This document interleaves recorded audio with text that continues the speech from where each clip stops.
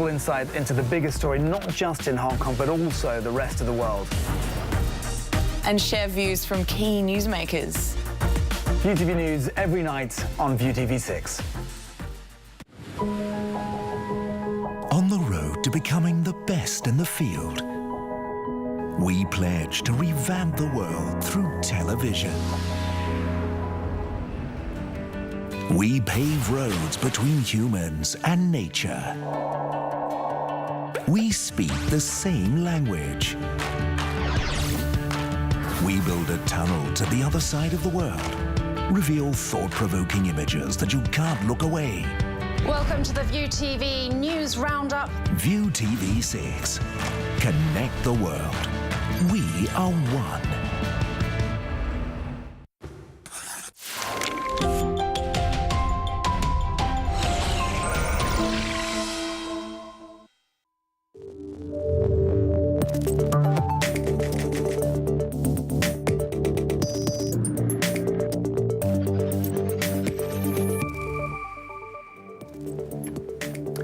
Hi then, a very good evening to you. I'm Patrick Falk in Hong Kong. You're watching ViuTV News. Coming up on tonight's show. Chinese dissident Liu Xiaobo said to be in a semi-conscious state. Family friend says the Nobel Peace Laureate was very close to death last night, but the condition has improved since. We'll have less to worry about when we say sorry next time. LegCo passed the apology bill today, making Hong Kong the first Asian jurisdiction to do so. And Donald Trump says he wasn't aware of his son's meeting with a Russian lawyer during the election campaign until 2 days ago, adding it wasn't his fault in any case. All right, first up, dying Nobel Peace Laureate Liu Xiaobo is said to be in a semi-conscious state and was able to speak with his family yesterday. That's according to the Information Center for Human Rights and Democracy, which also said mainland authorities have refused to let some of his family members visit the dissident. The center added doctors are able to control the toxicity in his kidneys, but he's still suffering from severe chemical-induced liver damage. On social media, Liu's good friend, Ye Du, confirmed the 61-year-old was very close to death last night, but his condition improved this morning. Well, Liu Xiaobo's health condition is under the spotlight across the globe, but in China, many people don't know anything at all about his situation. As Grace Lee reports, that's a result of the central government's growing intolerance with political dissent. China's most famous dissident is dying, but most people in China have no idea. Nobel winner Liu Xiaobo's late-stage liver cancer has made global headlines. Western leaders and activists alike asking China to let him seek better treatment outside the country, and Beijing responding daily by warning against interfering in its affairs. But as Reuters' Christian Shepherd reports, people in China won't even find that in the local news. China's official media has been silent on Liu Xiaobo, with the exception of a few English language editorials. China's foreign ministry, although it answers questions about Liu Xiaobo, it won't actually release the answers that it gives onto the official transcripts on its website. When you visit the hospital where Liu Xiaobo is being treated in northern China, there are no outward signs that there is a world-famous activist being treated in the hospital. And searches for Liu's name coming up empty online. Experts say the activist and the political ideals he stands for are marginalized in today's China, especially since Xi Jinping came to power in 2013. His work virtually unknown in his own country. Liu is still a hero for many liberals in China, and though most aren't able to openly voice their support for him, they say in the age of the internet, the government's attempt to erase his legacy from the mainland will fail. Looking ahead, what's less clear is the fate of his wife when Liu dies.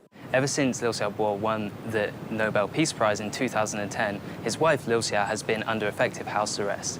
She suffers from depression, she has problems with alcoholism, she takes medication. Friends suggest that Liu Xiaobo is really most interested in getting her and her younger brother, who has also been prosecuted, away from China and to freedom. Time is running out for Liu and his family. As of Monday, doctors say he's in critical condition. But even other patients at his hospital tell Reuters they were unaware a world-famous dissident lay dying down the hall. And we'll be keeping a very close eye on the condition of Liu Xiaobo. So do join us later on for the Late Show at 11:30 for any updates. Local news now, and it may be a whole lot easier to say sorry from today. Hong Kong has just become the first jurisdiction in Asia to introduce an apology law. The bill passed its third reading in LegCo with 46 votes for and 2 against. The law separates apologies from legal liability. That is, saying sorry won't be seen as a tacit admission of guilt. Justice Secretary Rimsky-Yun said the aim is to encourage people to resolve their disputes outside the courts. He also refuted lawmakers' doubts on whether the law was written to give the government an excuse to evade its legal responsibilities. The bill only clears the legal obstacles which often inhibit people from making apology even when they wish to do so, not because the government wants to protect itself. Under the bill, the government stands in the same position as any ordinary institution or individual. This is a reflection of the government's acceptance of the rule of law and the important notion that everyone is equal before the law.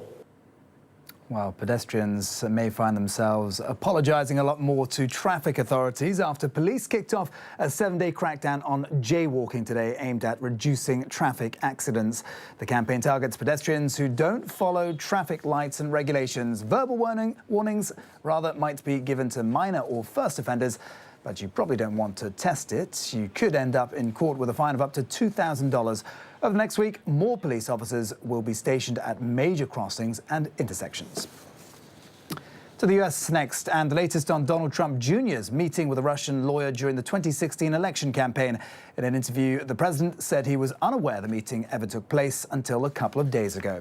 The comments come just a day after Trump Jr. released emails showing how eager he was to speak with Natalia Veselnitskaya after she hinted she had damaging information on Hillary Clinton. It's the most concrete evidence yet suggesting Trump campaign officials were willing to accept Russian help to win the election. But the president wrote off the controversy, saying he thought many people would have held that meeting. Meantime, in another interview, he took a dig at Clinton, saying Putin would have been much happier with her as president. If Hillary had won, our military would be decimated. Our energy would be much more expensive. That's what Putin doesn't like about me. And that's why I say, why would he want me? Because from day one, I wanted a strong military. He doesn't want to see that. And from day one, I want fracking and everything else to get energy prices low and to create tremendous energy. We're going to be self-supporting. We just about are now. We're going to be exporting energy. He doesn't want that. He would like Hillary, where she wants to have windmills. Okay? Meanwhile, Christopher Wray, the US president's pick to head the FBI, pledged to lead the agency with independence during his Senate confirmation hearing. Wray's nomination is overshadowed by concerns of Donald Trump's sacking of the latest FBI director James Comey, as well as the ongoing Russia-Trump campaign probes. When grilled by senators on handling White House politics, the former Justice Department lawyer vowed he would quit if told by the president to do something unlawful. I think that you told me yesterday there's been no question by anybody in the White House asking you for a pledge of loyalty. Is that correct? That's correct, Senator. My loyalty is to the Constitution, to the rule of law, and to the mission of the FBI. And no one asked me for any kind of loyalty oath at any point during this process, and I sure as heck didn't offer one. Okay, time now for the latest from the world of business with Melanie Ralph. Thank you.